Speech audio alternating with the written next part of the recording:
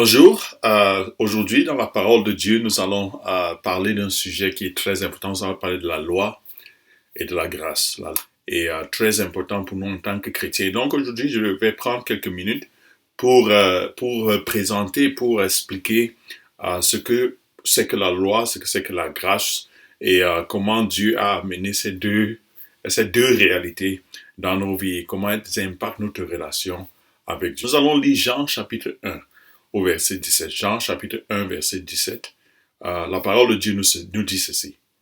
Car la loi a été donnée par Moïse, la grâce et la vérité sont venues par Jésus-Christ. Je relis une fois de plus, car la loi a été donnée par Moïse, la grâce et la vérité sont venues par Jésus-Christ. Tout au long de la Bible, de l'Ancien Testament jusqu'au Nouveau Testament, la Bible parle de la loi et de la grâce. Comment devons-nous vivre?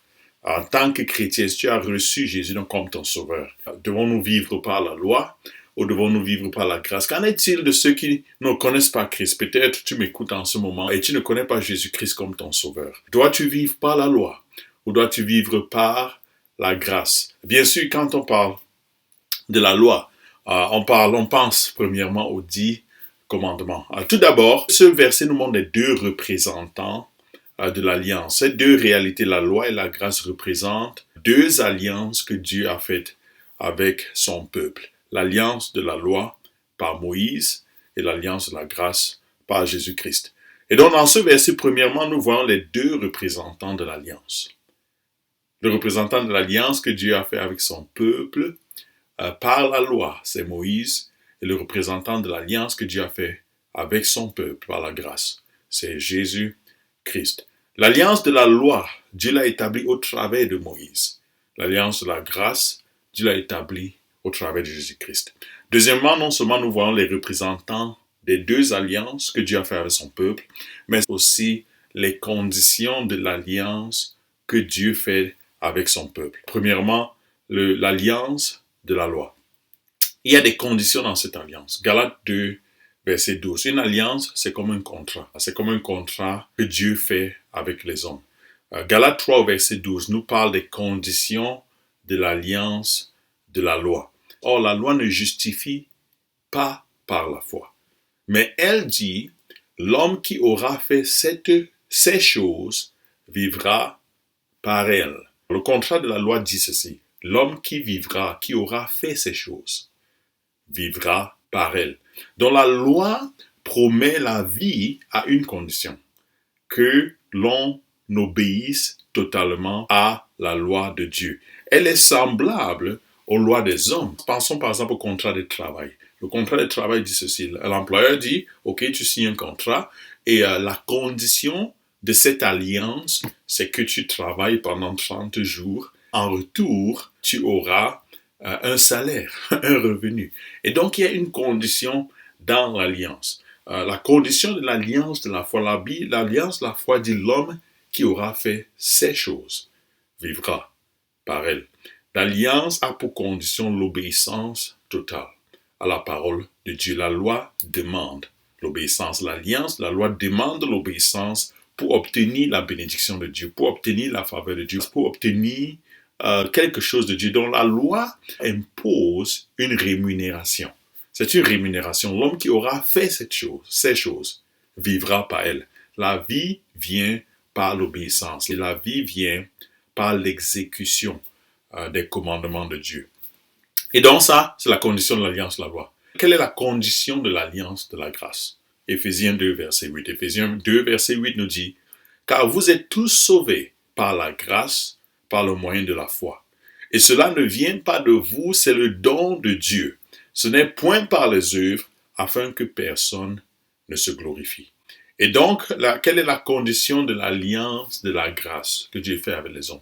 La condition, c'est la foi.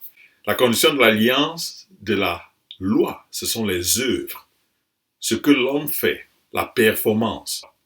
Mais la condition de la grâce qui est venue par Jésus-Christ, c'est la foi. Or, qu'est-ce que la foi? La foi, c'est croire de son cœur. C'est croire en Jésus-Christ. Et donc, Éphésiens 2, verset 8, Dieu nous enseigne que nous sommes sauvés par la grâce, Et comment est-ce que nous obtenons cette grâce? Comment est-ce que la grâce nous apporte la vie? Par le moyen de la foi. Et cela ne vient pas de vous. C'est le don de Dieu. Ce n'est point par les œuvres.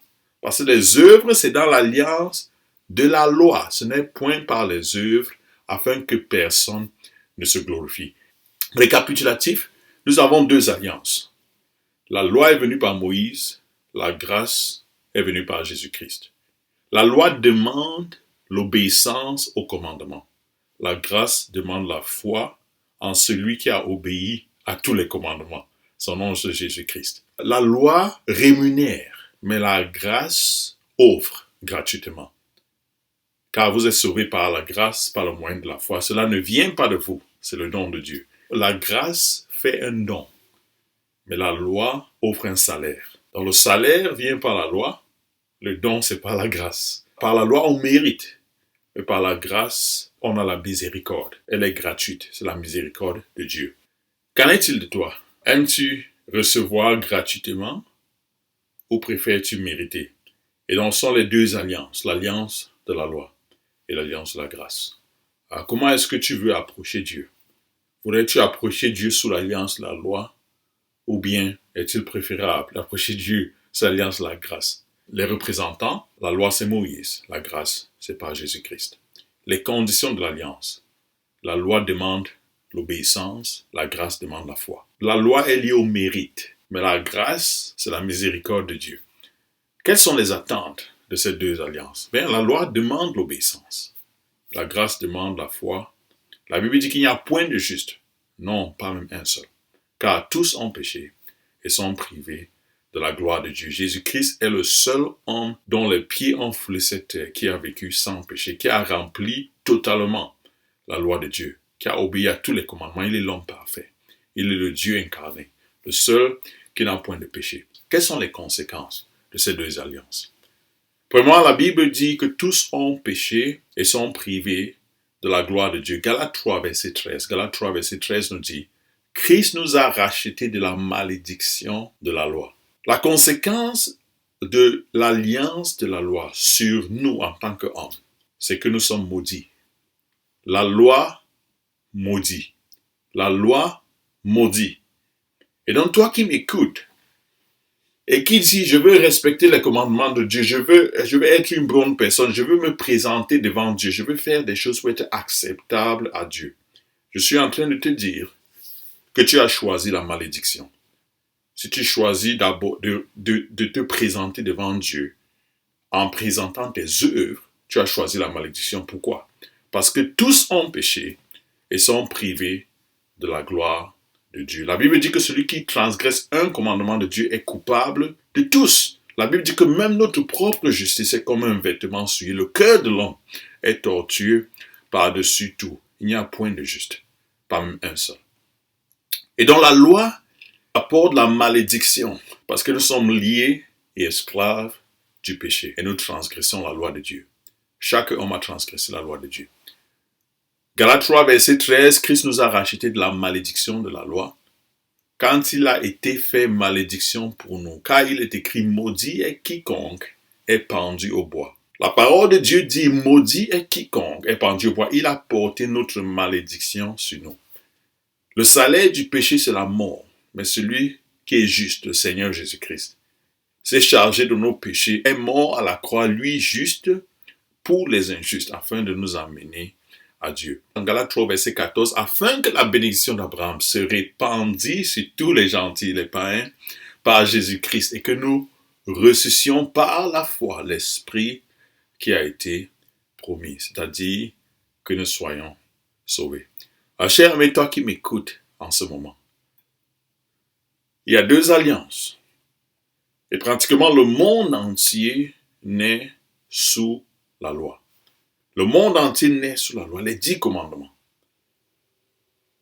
Tu honoreras le Seigneur ton Dieu, tu ne mentiras point, tu ne voleras point. On peut aller sur toute la liste.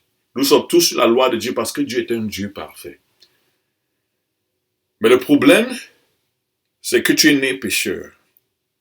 Tu es né esclave du péché. Et tu es incapable de respecter la loi de Dieu. C'est pourquoi Dieu a envoyé son Fils Jésus-Christ Il est devenu homme, il s'est incarné le Fils de Dieu. Il a pris la chair humaine, lui qui est Dieu. Il a mené une vie sainte.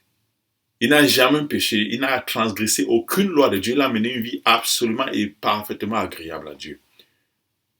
Et à peu près à l'âge de 33 ans, il s'est offert en sacrifice pour nos péchés, pour tes péchés et pour les miens. Et lui qui était sans péché a porté la malédiction du péché sur lui. La colère de Dieu s'est déversée sur lui à cause de tes péchés. Et parce qu'il a souffert pour toi, parce qu'il est mort à la croix pour toi, il a porté la malédiction de Dieu afin que toi tu obtiennes la bénédiction d'Abraham. Et Jésus-Christ a pris notre place. C'est comme un transfert à la croix. Il a été maudit pour nous, afin que nous recevions la bénédiction qui est sur lui. Il a échangé sa bénédiction avec notre malédiction. C'est exactement ce que Jésus a fait à la croix. Et c'est ça que parle Galates 3, verset 13. Christ nous a rachetés de la malédiction de la loi. Quand il a été malédiction pour nous. Car il est écrit, maudit est quiconque est pendu au bois, il parle de la crucifixion, afin que la bénédiction d'Abraham, la vie éternelle, soit répandue, se répandue sur les gentils, c'est-à-dire sur les païens, par Jésus-Christ, et que nous ressuscions par la foi l'Esprit qui avait été promis. Chers amis, voici la question primordiale. Comment voudrais-tu rencontrer Dieu? Sous quelle alliance voudrais-tu être jugé par Dieu? Si tu meurs sous l'alliance de la loi, en essayant d'être une bonne personne, en essayant de faire de bonnes œuvres, en essayant de te rendre acceptable par Dieu par tes propres œuvres, si tu meurs sous cette alliance, tu meurs sous la malédiction. Parce que tous ont péché et sont privés de la gloire de Dieu. Et si tu reçois et tu ouvres ton cœur, tu reçois par la foi le Seigneur Jésus-Christ. Tu le reçois comme ton Seigneur et ton Sauveur. Tu te tournes vers lui, qui est mort à la croix pour tes péchés, qui a été maudit pour tes iniquités, qui a souffert pour tes transgressions. Si tu mets ta foi en lui, par la foi, tu reçois la vie éternelle, gratuitement. Parce que quand Jésus est mort à la croix, il a dit, tout est fini. Tout est accompli. Il n'y a rien à ajouter. Quand Jésus est mort à la croix, il a dit, tout est fini. Tout est accompli. Il n'y a rien à ajouter. Si tu ne connais pas Jésus-Christ comme ton Sauveur et Seigneur, en ce moment même où tu te trouves, baisse ta tête, ferme les yeux, et de ton propre cœur, répands-toi de tes péchés, tourne-toi avec Christ. Dis, Seigneur Jésus, j'ai péché contre toi. Et en ce moment même, je crois que tu es mort à la croix pour mes péchés. Et je te reçois en ce moment même, comme mon Sauveur et Seigneur. Amen.